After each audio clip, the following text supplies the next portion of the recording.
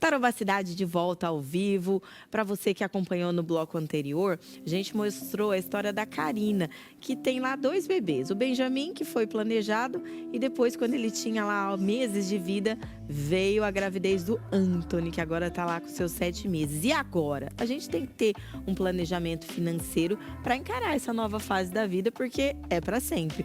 Então, hoje a gente convidou a Bruna Ribeiro, consultora de investimentos. Ela é teóloga também. Bruna, obrigada pela presença. Eu que agradeço sempre. Você que sempre vem de quarta-feira, né, para falar de saúde financeira. Quando é uma família assim que tá nessa fase, tem que ter também um planejamento. Exato. Eu estava assistindo aqui e assim, me emocionei porque hoje eu faço pós-graduação em aconselhamento familiar. E esse assunto é muito constante. Primeira pergunta que se deve fazer: como eu lido com o dinheiro? Quais são as emoções que eu sinto em relação ao dinheiro? Tem uma psicóloga, a Valéria Meirelles, o doutorado dela, Paty, ela fala sobre a psicologia do dinheiro. E aí, o tempo todo, planejamento e investimento. Todo o ciclo vital da família. Quando a gente se depara com uma situação, por exemplo, como a da Karina, né? Planejou o Benjamin, mas e o segundo? Chegou assim, de repente. A nossa vida acontece os de repentes. Por isso que planejamento é tão importante. E se planejar exige das nossas emoções, porque dá trabalho. Você estava ali no mercado procurando o que era mais em conta, o que era de qualidade, não é? Você falou sobre o produto que você apresentou, você não falou sobre, quem quer economizar, usa o refil. Olha a importância da economia em todas as esferas, em todas as áreas. Então, se planejar eu falo que promove algo dentro da gente que chama esperança. Mas no caso, assim, das famílias, que isso é muito comum, né? Às vezes vir um segundo filho sem esse planejamento. Daí dá para começar o planejamento nessa etapa, assim? Não planejou antes, mas agora começa. Sim. Por mais que a situação seja desesperadora, que essa é a palavra, porque... Às vezes né? É mesmo, né? Existe o momento que você pode reiniciar, que você pode resetar. O planejamento, primeiro você coloca no papel quais são as suas receitas, quais são as suas despesas, dependendo da idade do filho, no caso dela bebê, qual é a demanda, plano de saúde, fralda, mercado, tudo isso. Tem alguns bebês que exigem fórmula, então o orçamento fica mais alto ainda, então exige mais da mãe. Aí a mamãe já fica desesperada, o papai já fica desesperado em como eu vou fazer, agora com esse segundo filho, como eu vou fazer?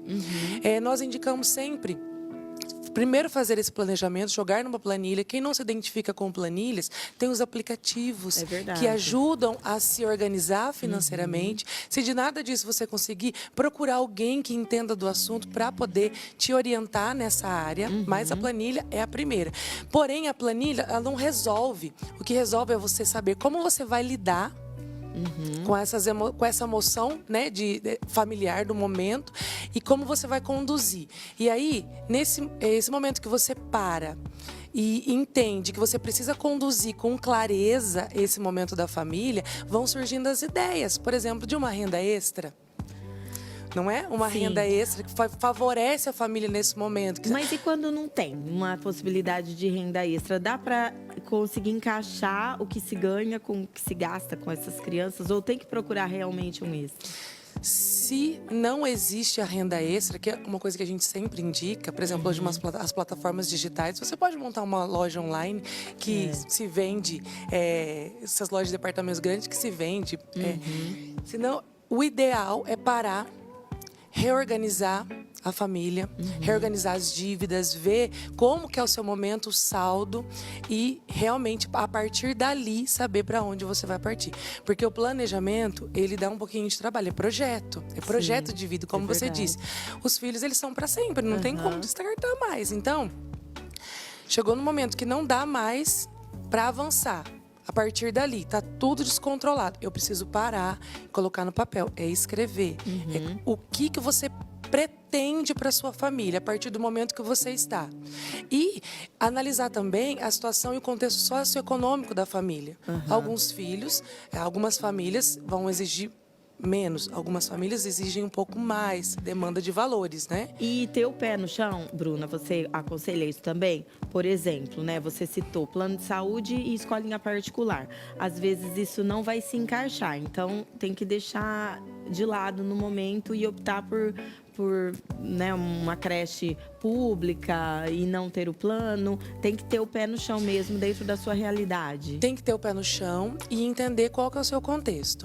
Se o seu contexto te favorece, todos os dois contextos existem os favorecimentos. A escola pública te favorece, a creche te favorece, eles te permitem, o governo tem ajudas Sim. que podem conduzir as famílias, né? Principalmente famílias que têm mais filhos. Se o seu contexto é outro, a sua análise vai ser outra. Mas se o seu contexto é esse, o pé no chão é principal. Então, aí que entra a parte de você entender como você lida com o seu dinheiro. Quais são as suas prioridades? Está na hora de economizar nessa área para poder priorizar outras. Esse pé no chão é o principal, acho que é o mandamento da organização financeira. Colocar o pé no chão, ver onde você está a dali você poder partir. Do outro dia eu falei para você, você passou, a gente comentou aqui, passou muitas estações lá na frente. Quanto mais estações, pegou o trem errado, passou muitas estações lá na frente, quanto mais você demorar para voltar, mais caro vai ficar. Então, volta o quanto antes, entende qual é a estação e vê a rota da próxima viagem. Maravilhosa essa Bruna Ribeiro, ela sempre com uma palavra não só técnica, mas também um aconselhamento que a gente sente mesmo o Espírito Santo falando por meio de você. Obrigada, viu, Bruna, mais uma vez. E sempre ter esperança, né, gente? Porque afinal de contas, os filhos vão crescer e as coisas vão se aliviar.